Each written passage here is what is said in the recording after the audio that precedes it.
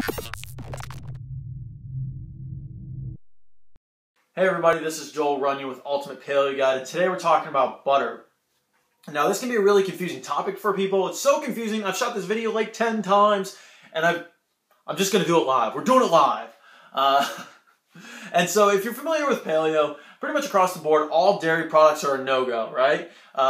Just from the start, we didn't have the capability to extract and preserve dairy products when we were all running around in caves. And so pretty much anything that's dairy, it's off the board. That said, there's a lot of people in the paleo movement who are very pro grass-fed butter. If you talk to Mark Sisson at Mark's Daily Apple, he's very pro grass-fed butter. If you talk to Dave Asprey at the Bulletproof Executive, he's very pro grass-fed butter. He even has a drink called Bulletproof Coffee that you put grass-fed butter directly in the drink. Even Rob Wolf, who's much more strict than both of those guys, says it's tough to make a case against grass-fed butter.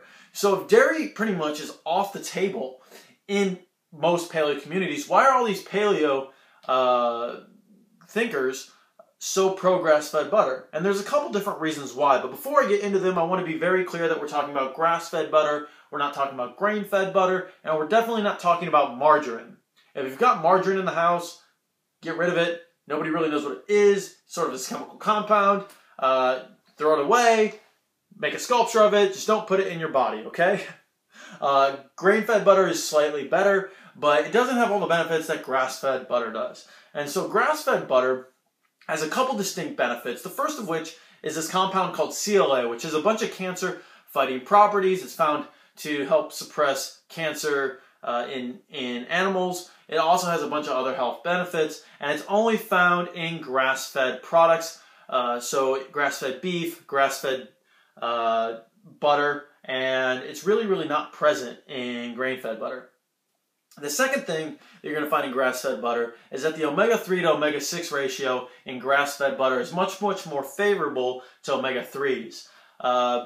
This could be a whole nother video on omega-3s, omega-6s, and all that. Basically what that means is it's really good fats for you that's going to help you burn more fat, help reduce inflammation, and help you just kind of have more energy, have more consistent energy throughout the day.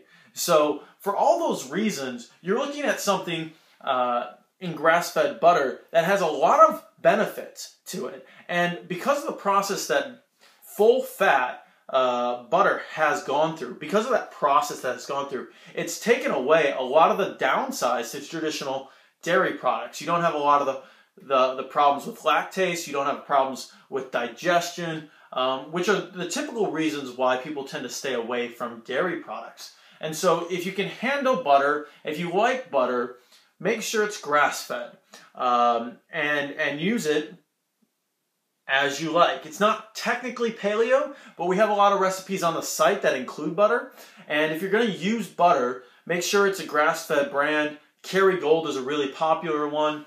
And know that it's not as bad as everybody says it is. It's a good source of fats, and if you can handle dairy products in general, it's one of the few exceptions to the dairy rule in the paleo world. So that's your answer to, is butter paleo, and the confusing mishmash of answers out there. It's not technically paleo, but it's probably not that bad for you, and it's really tough to make a case against why you shouldn't eat grass-fed butter. So just make sure it's grass-fed, make sure it's not grain-fed or margarine or that crap.